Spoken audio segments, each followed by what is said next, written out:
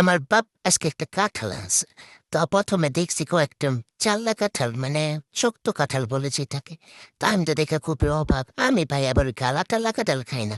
কেমন দেখা যায় ওটি আমি খাই না, পছন্দ না। তো আমি তো খুব এক্সাইটেড ছিলাম, আরে কাঁঠাল খামু, কি অবস্থা। মানে একটা সেই লেভেলের ইয়ে এসে পড়ছে আজকে, যে আর আজকে ইচ্ছা মতো খামু কাঁঠাল। ও মা, কাঁঠাল খুলতে গিয়ে দেখে কি যে কাঁঠাল সবটাই পচে, কয়েকটা মানে ছাড়া পিস ছাড়া সবটাই পচা। মানে এই কাঁঠালে যত তলদেশে যাইতেছে ততই যেন এটার পচা বাইরেতেছে। মানে আমার আম্মু তো চিনতে পারলে ওই কাঁঠাল যে আনছে আর যে বেচছে দুইজনের দুইরা পিডায় এই কাঁঠাল দিয়া। মানে কাঁঠাল আর আঙ্কেল আমার বলদ বাপটারে পায়া বোকা শোকা নরম তরম বাপটারে পায়া ধরাই দিছে।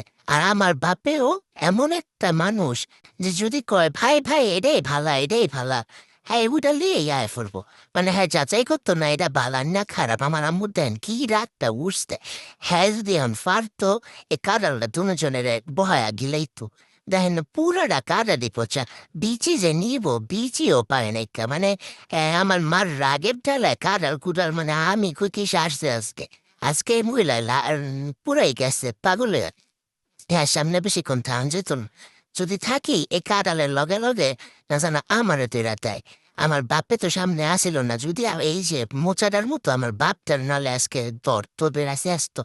আমাদের ঘরে আসলে মহিলা নির্যাতন হয় না, মানে নারী নির্যাতন যেটা বললে আমাদের ঘরে নারী নির্যাতন হয় না, আমাদের ঘরে পুরুষ নির্যাতন হয়।